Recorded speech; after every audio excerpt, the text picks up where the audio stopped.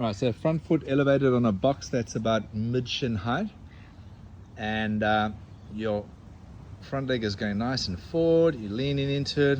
If you need to, you can always place your hands in your knee to support yourself a little bit more, but you look pretty good there. And so the back leg's bending down, and you push that back leg as straight up as you can. Lock 1 and 2, and then release. Just remember to keep your abs braced to support that lumbar area, that lower back area, right? And you're gonna do 10 reps on each leg. On the 10th rep, I want you to try hold that leg straight for 10 seconds, yeah? So hold, push the back leg straight and sink down as deep as you can. Keep your posture upright on that 10th rep, 10 seconds. Hanging on a bar, you're scooping your pelvis up and under, you're feeling those lower abs tuck in, your butt is super tight, and you're holding that position, pointing your toes, locking your... So there's not a single bit of muscle here that's not switching on. Everything's squeezed on and tight. 30-second hold at this position. Right, so you're standing on the single leg.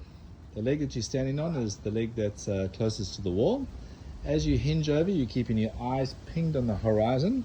You're keeping that back nice and straight. You're not letting the back flex over. You're pointing your toe, lifting your heel. You pause, control yourself up, and control yourself down. That's your tempo, right?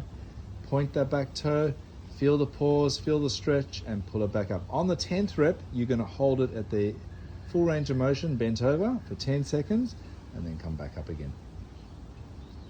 Push-up position, get your scapula apart. Like press your scapula apart. Get your shoulders over your wrists, yeah? Yeah.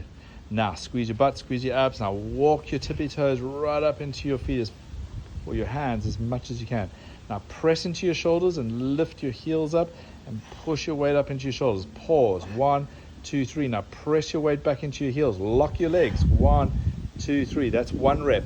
You're going to complete 4 to 6 reps. Your pelvis up and under, shrug your shoulders down, and as you shrug your shoulders down, pull yourself up. Boom. Now another little cue is to look up to the sky or the ceiling. So shrug your shoulders up. By looking up like that, you're going to open up your shoulder girdle and get your shoulder girdle to pull down and back more. Tuck that pelvis up and under, especially when you're coming back down there. Reset that pelvis up and under, yeah? And then pull shoulders up, down, back, yeah? If you get into a point where you can't get your chin over your hands, then you know, okay, it's time to stop, yeah? Rather good form. So you can see there, it's starting to get a little bit tough. Come down, hang, tuck pelvis under. Pelvis up and under, scoop, scoop, scoop. Careful you don't overdo it and arch your lower back, right? So you can't do any of that arching your lower back. So rather want to go, hey, I want to make sure I've got a really good scoop in my pelvis. I'm squeezing my butt super tight, and I'm keeping those abs flexed, right? So it's kind of like a little crunchy position in the lower abs. So crunch those abs in, down, and you can put your arms out in front of you to sort of counter lever it a little bit. So if you stick your arms out in front of you, tuck your pelvis up and under, that's going to give you a little counter leverage to get a little bit more range of motion.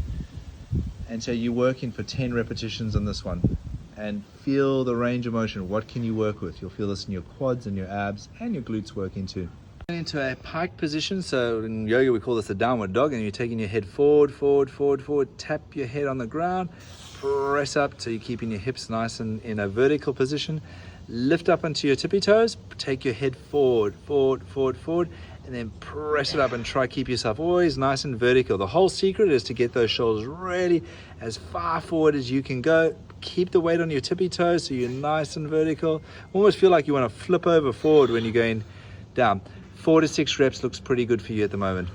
Ankles kind of underneath your knees. You're scooping that pelvis up. You helping grab hold of your hips to tuck the pelvis up and under.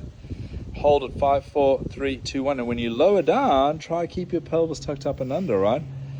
And then again, when you're scooping up and under and holding 5, 4, 3, 2, 1. And looks like you're in a sort of a range of 4 to 6, right? Don't make that a solid number. If you feel like, oh man, I get to 6 and I'm feeling really good, do a couple more. Same goes the other way. If you get finally at 4, you're cooking out, stop. In that position, it's real nice and slow. Don't rocket ship it. Make it slow and steady the whole time. Slowly down, control, tuck your pelvis up and under. Don't let your butt be weak and flaccid. Squeeze your butt, squeeze your abs, press through the shoulders at the end. Lock in the pelvis, lock in the abs, lock in the butt. Make sure everything is super locked in, yeah? and you're going for 12 repetitions. If you find you're starting to buckle at the back from your feet being this far back, you can walk your feet forward to get out the 12 reps. So that's like a drop set, right? So tuck pelvis up and under, shrugging shoulders down and back, rowing the rings to your chest, nice and slow is the tempo, both controlled up, controlled down. That controlled movement is going to create intramuscular tension, which makes the muscles even stronger. If you're starting to fatigue, you're going to shuffle your feet back and make the angle easier. You're always going to look straight up at the ceiling / sky to make sure that your thoracic area stays open, yeah? So you're going to go 12 reps on this guy.